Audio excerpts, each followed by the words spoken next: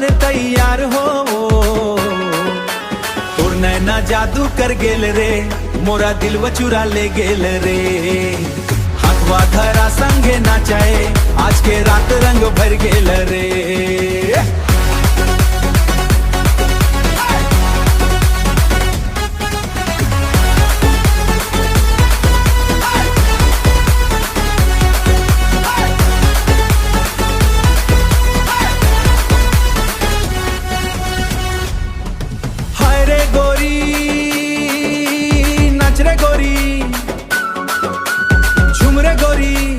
दिलवा मोर तोर होए गेल ले, जे तोरा देखली मन मोर धड़कन गिन गिन। लाल चुनरिया हवा में उड़ल, सपना नया सजनी बुनली।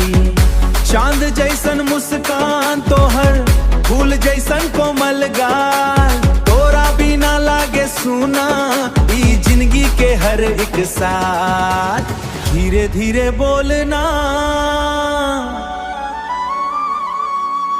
दिल मोर खोलना, संगे हमर चलना। तोर हंसिया मोती बरसे, तोर बोली मिसरी रे। सावन के रिमझिम बरखा में भींजे दिलवा प्यार के रंग। मेला अखड़ा गांव के रास्ता, संगे बजे खुशी के ढंग। सूरज उगे या चंदा निकले, नाम तोहर अर्जी रे। आजा सजनी पास रे, धड़के मोरा सांस रे। हाथ पकड़ ले आज पूरा होए आस रे। सूरज उगे या चंदा निकले, नाम तोहर गुनगुना। हंसी खुशी के हर एक पल में संगे तोहर मुस्का। भागे दुखवा दूर सभी जगह तोहर मुस्का। भागे दुखवा दूर सभी जब तू संग मुस्काए।